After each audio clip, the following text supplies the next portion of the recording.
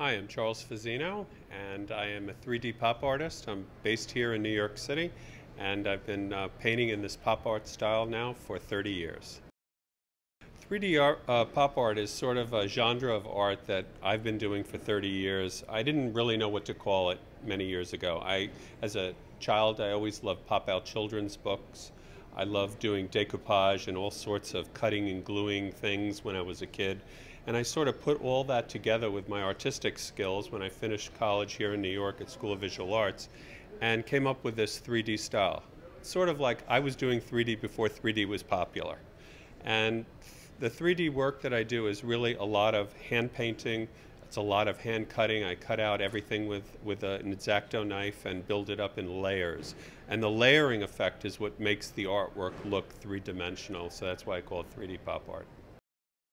Well, I'm so excited about my new piece of artwork. It is one of my three-dimensional sculptures. It's the newest piece that I have that I've created for the terminal here, Terminal 8 in American Airlines here in New York City. It's been a labor of love. It's been wonderful to do. Kept me really on my toes because there was a lot of challenges of working with the plane, hand painting it in such a way to get it to really look right at the right angle. Well, in the spring when American Airlines showed me the model, I was thinking, oh, this is going to be easy. But as I got into it, I encountered so many different problems with, how to get the paint to adhere to the fuselage and creating sticking paper to the different material that the plane is made out of. So it was a lot of drawing, a lot of painting, cutting paper, figuring out what type of adhesives are going to work to stick to the plane. I wanted to convey a message, and the message was, where American Airlines flies to. So the bottom of the sculpture takes in all of New York City, and I wanted to have it glimmer and shine. And then the top of the plane goes into all the areas of where American Airlines flies to. And it was just a wonderful mix of materials and media, but it just came out great. And especially when you look at it with the lighting, it just makes it fabulous. Well, American, as you know, has been, especially here at Terminal 8, has been a real strong advocate for the arts.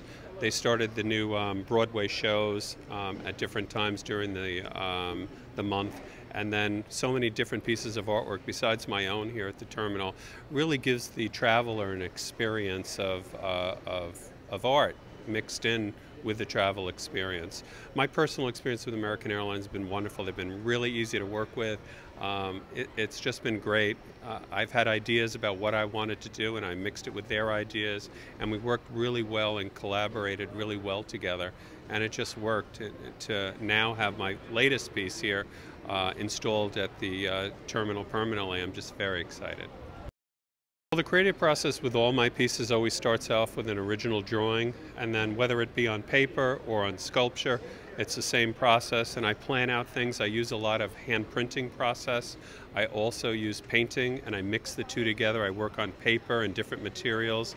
The media that I use is a mixture of decoupage, of 3D, and I've been doing this for 30 years, and the 3D process has sort of become synonymous with my name. Everyone knows me as the 3D artist from New York.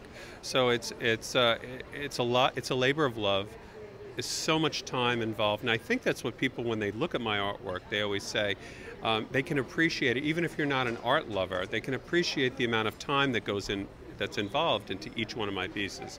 So one of my pieces of creations, there's months and months of work on them, intensive cutting and gluing and painting and pasting and Swarovski crystals to embellish them. But when they're finished, it's almost like they are just one of my babies, and they get born, and it's such an honor that they're going to be housed here at the Terminal 8.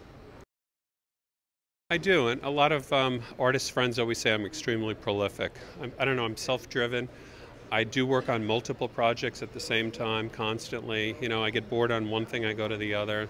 So I was working on many other different things during the process, but collectively, it all works out. Sometimes I don't get to pieces for years, but most of the time I'm pretty driven and focused, and I get things done.